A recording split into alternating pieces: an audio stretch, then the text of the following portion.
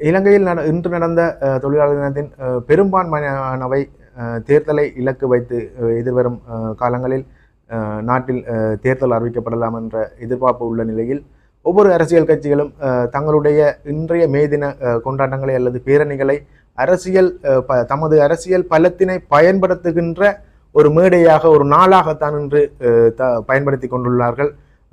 அது போன்ற சம்பவங்கள்லாம் இன்று நடைபெற்றுள்ளது.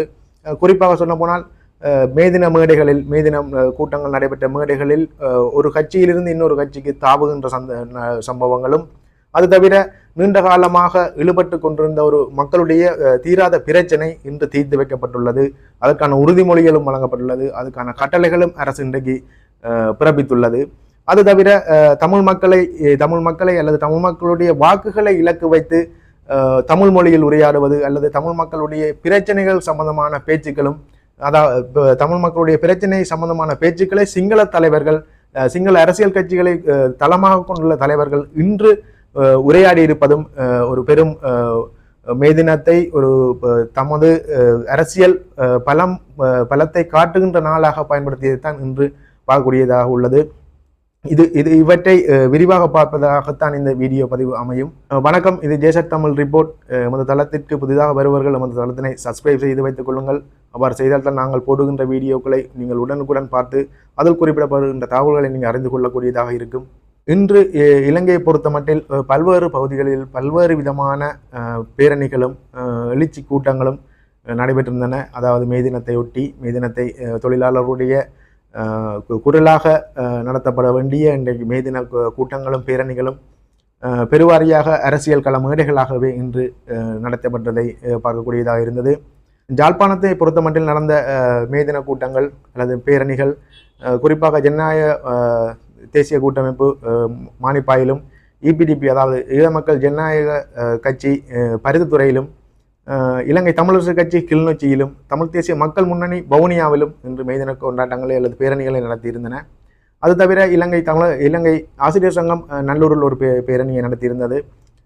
நான் முன்னே குறிப்பிட்டது போன்ற அரசியல் களமாக இது பயன்படுத்தப்பட்டிருந்தது. ஆனால் யாழ்ப்பாணத்தில் நடந்த ஒரு வடமாகாண தொழிலாளர் கூட்டுறவு சமாசம் நடத்திய ஒரு மேதின கூட்டம் மேதினங்களில் அரசியல் தலையீடுகளோ அரசியல் செல்வாக்குகளோ பயன்படுத்தக்கூடாது என்ற துணைப்பொருளிலும் நடத்தப்பட்டிருந்தது. அது யாழ்ப்பாணத்தில் தான் நடத்தப்பட்டிருந்தது.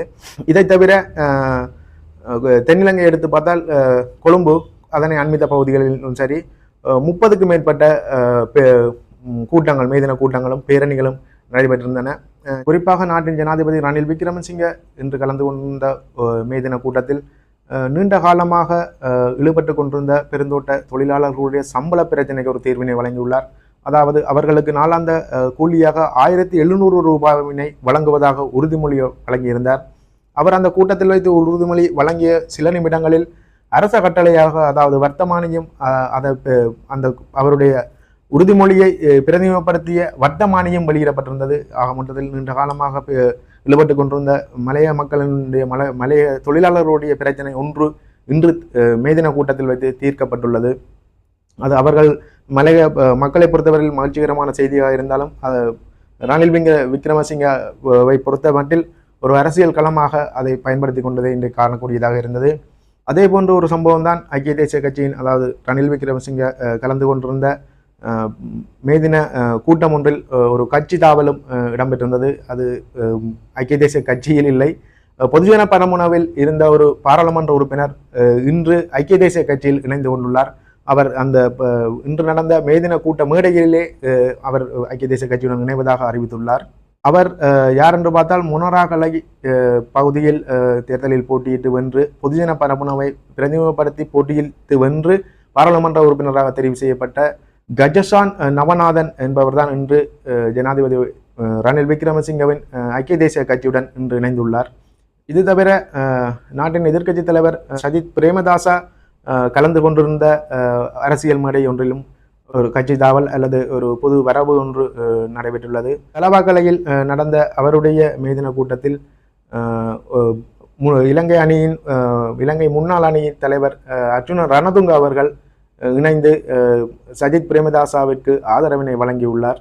மேலும் அங்கு சஜித் பிரேமதாசா உரையாற்றும் போது தமிழ் மொழியில் இன்றைக்கு உரையாற்றியிருந்தார். அதாவது வடக்கு கிழக்கு மலையக மக்களின் உரிமைகளை தான் பாதுகாப்பேன் என்றும் அவர்களுடைய பிரச்சனைக்காக எப்போதும் குரல் கொடுப்பேன் என்றும் அவர்களுடைய அடிப்படை பிரச்சனைகளை தீர்த்து வைப்பேன் என்றும் இன்று தமிழில் உரையாற்றியுள்ளார். அது ஆக மொத்தத்தில் சஜித் பிரேம நாட்டின் எதிர்க்கட்சி தலைவர் ஜனாதிபதி கலந்து கொண்டிருந்த மே தின மேடையும் அரசியல் களமாக மாற்றப்பட்டிருந்தது. அதே போன்று எதிர்க்கட்சி தலைவர் கலந்து கொண்டிருந்த மே தின மேடையும் இன்று அரசியல் களமாக மாற்றப்பட்டுள்ளதை அவதானிக்கக்கூடியதாக இருந்தது.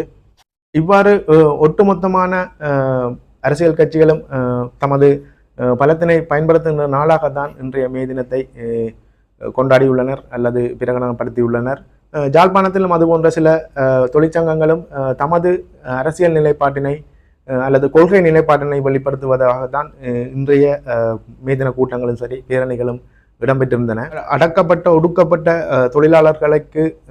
தொழிலாளர்களை அவர்களுடைய உரிமைகளை வெளிப்படுத்தும் விதமாக பிரகடனப்படுத்தப்பட்டிருந்த இந்த தொழிலாளர் தினம் இன்று இலங்கை பொறுத்தமட்டில் ஒட்டுமொத்தமாக ஒரு அரசியல் களமாகத்தான் பார்க்கப்பட்டுள்ளது என்பதுதான் உண்மை. இது போன்ற இன்னும் ஒரு வீடியோவில் உங்களை சந்திக்கின்றேன். நன்றி.